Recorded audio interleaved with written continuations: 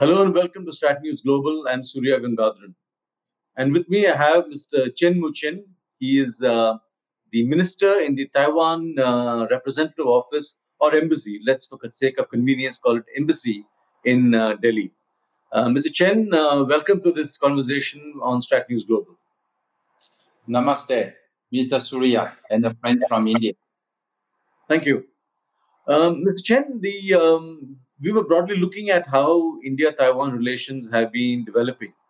And Yeah, for various reasons, it doesn't appear to have really taken off, in the sense that it doesn't appear as relevant or as important as it should be. Why is this so?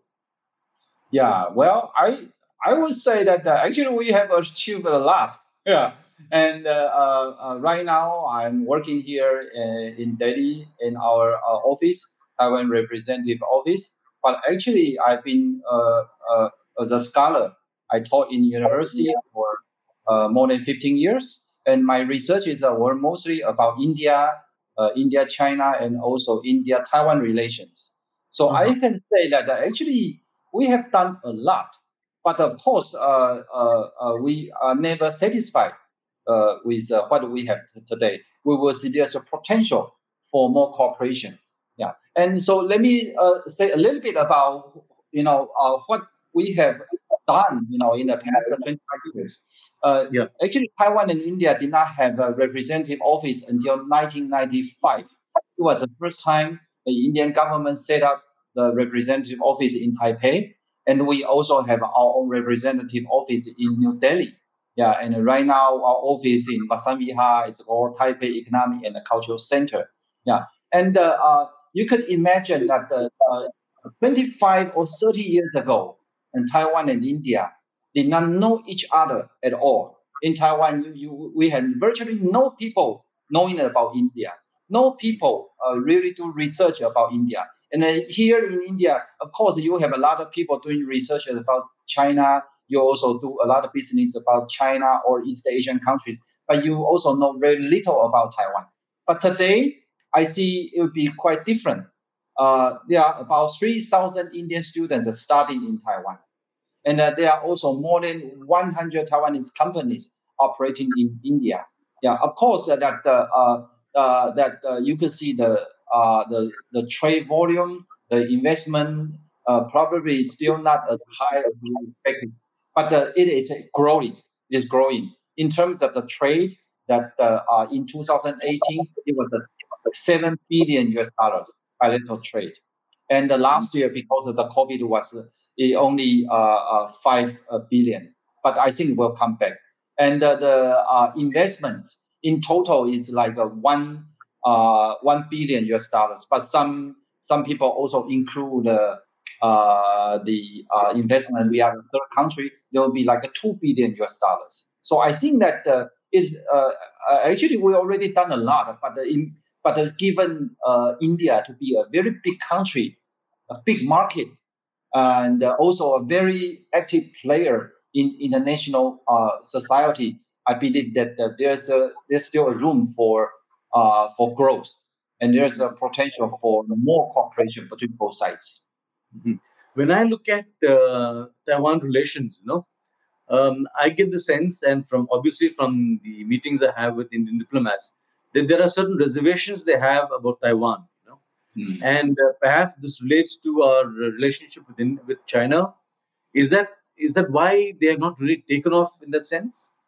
Yes, Taiwan is a very how to say unique situation because we of course have our own constitution, we have our own president, we have our own military, everything. We behave and we are actually a sovereign state. But because of the political reasons, many countries do not recognize Taiwan as an independent state. So when we develop a relation with other countries, sometimes we were, I would say, interrupt by these factors. Yeah, and in 1971, Taiwan at that time that still claimed itself to be representative of China were I would say uh, will lose its membership from United Nations Yeah. in 1971. And today we are not a member of the UN. So it is sometimes cause some difficulties for us to participate in international activities and join international organizations. But I have to say that Taiwan is still an active member in international affairs. We are a member of a World Trade Organization. Yeah. Yeah, and also a lot of international organizations we are full member. Like here in India, there is a Asia and Afro Rural Development Organization, ARDO. We are full member. Mhm. When I look at Taiwan, I see a technological superpower. You Yeah. have capabilities in various science and tech areas that obviously anybody in India would want to tap into. Yet, Mm. how would you measure that? Uh, has India been able to take full advantage of Taiwan's expertise? Is there a reluctance on the part of Taiwanese to give India technology or come to India? Well, yeah, this is something I think we could do more. Yeah, Taiwan now is described by many people as a high technology power, economic power. It is true. Yeah, Taiwan, you see, this island is actually very small. Yeah, like our size, land size is, if you compare to India, it's just like Kerala. Yeah, and if you compare the population, Taiwan is a 23 million of a population. It's a size like Haryana. Yeah, and you can see, yeah, that how small Taiwan is. But the Taiwan export is actually higher than India's exports. Yeah, absolutely. Taiwan, in terms of the GDP, Taiwan is ranked at 22 or 23 in the world in terms of GDP. Yeah, Yeah, and of course, India is a number six in terms of the world GDP. It's four times of Taiwan. But you see that Taiwan is performing so good because that we are small. We don't have many natural resources, yeah, and so we have no choice but to try to, how to say, develop ourselves. And in the past 7, 8 decades, Taiwan is now rising to become a very important trading state in the world, and we are famous for our high tech products. Okay, so many people here in India see that. Okay, you Taiwan now are doing so good. You should invest in India. Yeah, you should come to India. Yeah, to invest. And this is also what we have been trying to promote. Yeah, that we encourage our Taiwanese companies to come to India, and we also encourage our Indian friends to how to say, show your advantage. Yeah, and I think that the main problem right now is that the Taiwanese people still do not know enough about India, and many Indian friends do not know much about Taiwan. So I think that some mutual understanding is necessary. Okay, because you want to invest to some place, you have to know the market. You have to yeah. know, what the people like, Mm. what are the advantage, what are the risks. And many people don't come here. It is because they do not know enough about India and other Asian countries. I say you see that the Korean, Japanese, they all came to India, and Yeah. because they already came here for a long time, and the government also support, and their business people also already know Indian market enough, and I think that Taiwan is catching up. It will take some time, but it is developing right now. Is there, do you sense a certain reluctance on the part of the Indian government to pushing ties with Taiwan? Well, yeah, I would say that India is a very big country, right? And some Indian friends said that when you talk to India doesn't look like one country. It's like the United Nations of India. Yeah, different states have different rules and different languages, different culture. So Yeah. if we want to invest or we want to do business in India, it also depends on where we go. You go to Tamil Nadu, you go to Gujarat, or you come to Delhi. You're facing different problems. Yeah, and so I think that Indian for us, uh, I think that the more information still need. Yeah, we still need to know. I think that the one problem is that all these regulations. Probably, if we could, if India could get that kind of integrated, then it will be easier for Taiwanese business people to have access to India. And yeah, and there are also other problems like how say, the Indians do not really know what Taiwan really can do. Yeah, many people see that Taiwan is very good in doing IT, information technology, IT and computer stuff. So they say, oh yeah, IT, you should come to India. But actually, your current situation that is, if you produce a high tech IT products, probably not a good idea. You should how you should strengthen your manufacturing sector. Yeah, Yeah. and so there are a lot of Taiwanese companies, a lot of industries. They do have a potential to come to India, like food processing, medical, and agriculture. Yeah, all these. You have to think abroad, not just the focus on ICT. Yeah, because Mm-hmm. ICT is only certain sectors. Yeah. That So, there are also others. Yeah. so you mentioned manufacturing. Mm. Um, where do you think the gaps in Indian manufacturing are? The gaps. Yeah, where are the weaknesses in Indian manufacturing? Is Well, it technology, lack of scale? yeah, you okay? So you say that what the Taiwanese companies really want to know about India's situation? Yeah. This is what your I'm question about? trying to understand where the problems in India are that prevents Taiwanese companies from coming here. Yeah, I would say that well, there are various reasons, and uh, that but in general, okay, some people would say that India's situation that there is a low efficiency, or the bureaucracy, the business culture. Many people say this, but I have different views. I don't see that these are the main reasons. The main reasons is that Taiwanese people do not know how to run business over here enough. Mm-hmm. Okay, I say this because that 20 years ago, 30 years ago, Taiwanese companies went to China.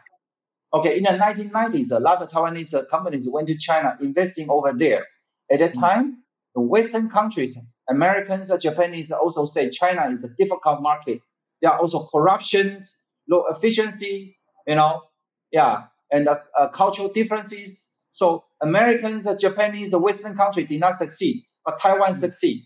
Taiwanese Okay. companies made a huge profit in Chinese market. Okay, so this we think the same way towards the Indian market. So all these problems that India had right now, China also had. But how come the Taiwanese could Mm. survive in China, in Chinese market, but not in India? So I think that the main problem is that we have to know India enough. Yeah, a Taiwanese company who come here and how to deal with the local government, and how to recruit the Indian people, and how to get into the Indian market, and we need to know more. Yeah, and I have to say that right now there's no any single book in Taiwan talking about how to run business in India. We have a lot of books about how to run business in China, in Thailand, in Vietnam, but no single book written in Chinese published in Taiwan talking about how to run business in India. Okay, and in Taiwan is the universities, over 150 universities in Taiwan. There's no university with a program on India or teaching Hindi language. No, zero. Yeah. So I would say that if Indian friends say that we want Taiwanese business, we want Taiwanese investments, okay, I would suggest that the one good way is that you send more students to Taiwan, send some teachers to Taiwan, okay, Mm. and try to make India attractive to Taiwan. You make Taiwanese know that India is a land of opportunities. India is the market of the future. You make Taiwanese know. When Taiwanese became more familiar with Indian market, I think that investments and this on all other projects will only increase because right now you see around all East Asian countries, where else will has a potential like India? You Yeah. see, China, a lot of Taiwanese companies are pulling out from China because of political situation over there, Yeah. right? And the business environment also become difficult in China. And many Taiwanese companies that goes to Vietnam, goes to also go to Indonesia, go to Thailand. Okay, and if they could go to Vietnam, if they could go to Indonesia, why not coming to India? So this is something I want our Indian friends to think. Yeah, So we need and to I do also yeah. Hmm? we need to do some PR of our own. Yeah, That's what you and think. also I also think that the Indian has a certain advantage that Taiwan don't have. Okay, I'm not saying that Taiwan everything Taiwan is good and India is no good. No, no, no. Actually, there are a lot of things that we Taiwanese could learn from India. In Taiwan. I have a business. I have a friend who run a very big company. He working on solutions to air pollution. Mhm.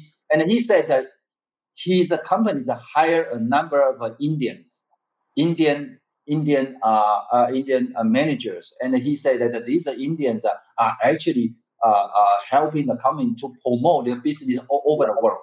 These Indians are good in languages. They have a lot of international experience. This is this expertise that most Taiwanese don't have.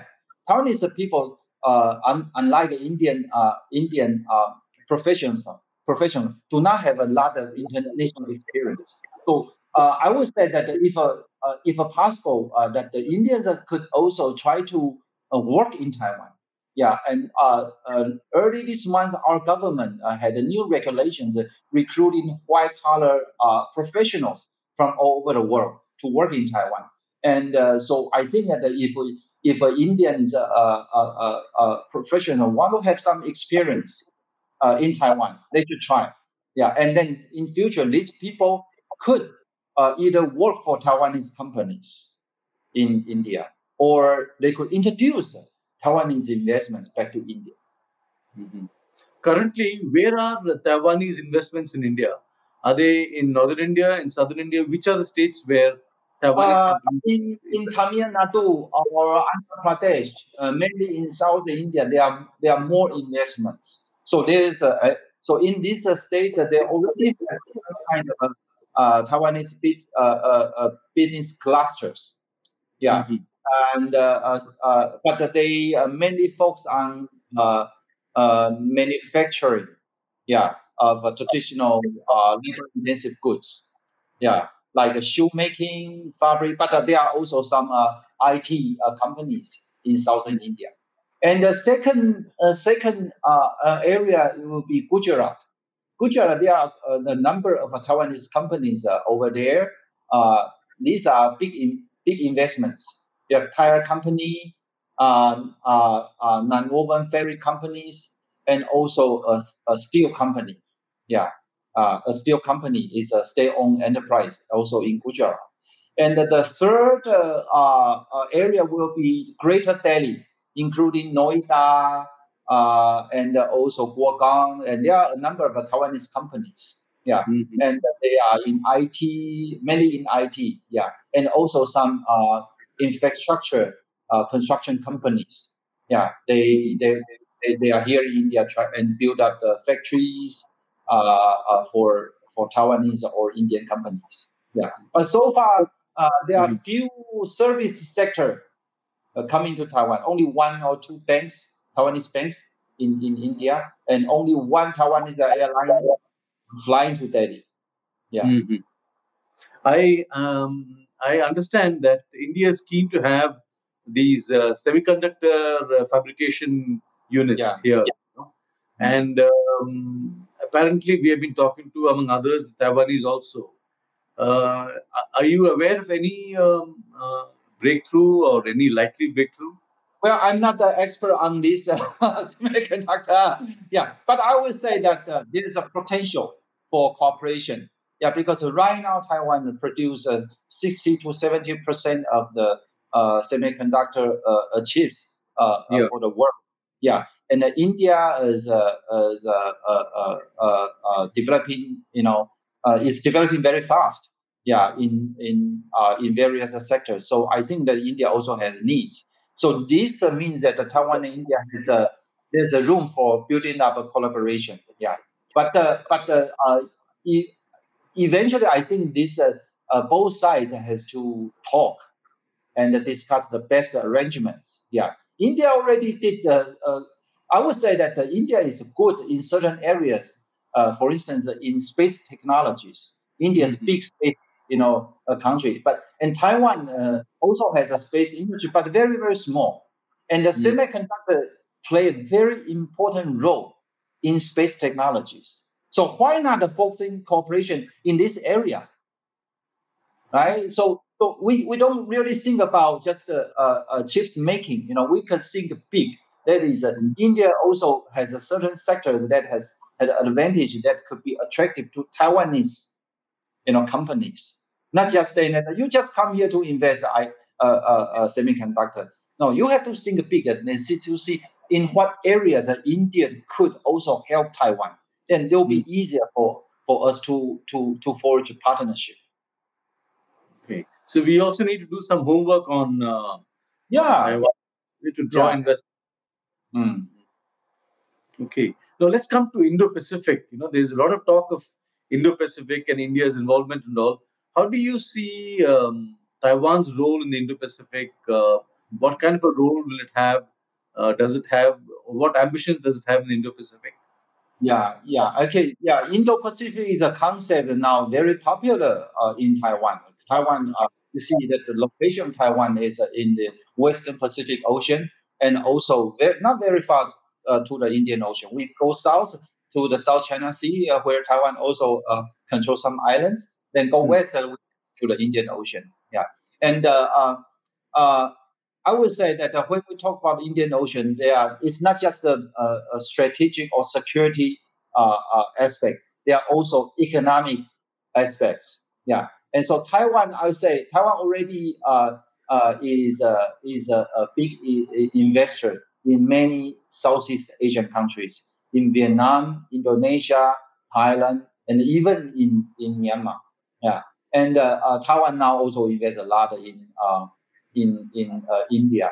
Yeah, so I think that when we talk about the Indo-Pacific, it's not just about the mainly strategic or security. We also talk about the economic cooperation where Taiwan could play a role. Yeah, and another issue I want to say is that many of Taiwan's diplomatic allies are in the Pacific Ocean. Yeah, Hmm. in Southern Pacific, we still maintain diplomatic relation with some of these countries. And so when Yeah. we talk about the how to say the Indo-Pacific cooperation, that Taiwan could play a role. Yeah, because the Taiwan's friendship with these countries are very solid, and these countries are also and including some islands are controlled by the U.S. and Japan and also other countries. I think that will play a very important role for the maritime security and also maritime shipping and transportation. So I think that when we talk about Indo-Pacific cooperation, we should not just see that Taiwan because just very close to China, so Taiwan will serve become like a forefront of the confronting big rising power. No, no, no. There are other aspects we could see what role Taiwan could play. Yeah. So last question. I want to come to the coronavirus. Now, Yes. Taiwan has had a good record in terms of dealing with it, keeping the number of infection cases low, keeping the Yeah. death rate low. How did you do it? And what are the lessons that you can give to India in this regard? Okay, yeah. There are two reasons. First is that we had an experience because in 2003, when the SARS Yeah. outbreak started, Taiwan was also hard hit. Yeah, so we learned the lesson from the 2003 SARS. And the second reason is that we react very quickly. Yeah, to the COVID-19 pandemic. Because remember that there are news reports about the new disease coming out from Wuhan in December 2019 and in January last year. And when the world was still looking at, trying to figure out what happened, Taiwan already sent a team to Wuhan, and in on the end of the 2019, Taiwan already saw that this is a new disease. We should have some preventive measure. So in January last year, we already started the flight between Taiwan and China, and also imposed some restrictions about the people entering in Taiwan. And in Taiwan, the government also encouraged the people when you do sanitization and wear facial masks when you go out. So I think that the Taiwan government react very quickly, and Taiwanese people also very cooperative. So that's why our cases has been low. Until today, there are about 1,000 cases, and 80% were imported from outside. There are very few, domestic cases, and the fatality is about 10 people so far. Yeah. And so I think that even, Taiwan is not member of the World Health Organization. We are not.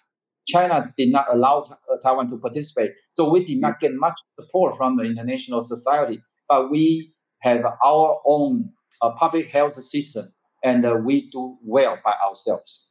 And we are also willing to share our experience or having cooperation with other countries, including India. So where are you getting your vaccines from? I will to get it from India. Yeah, I get it today. I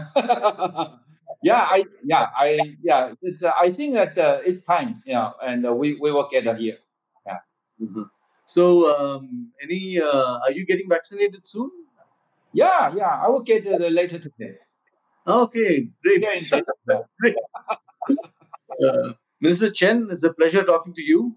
And let's hope India Taiwan can move forward from their reservations about each other, find out more about each other, and do good business.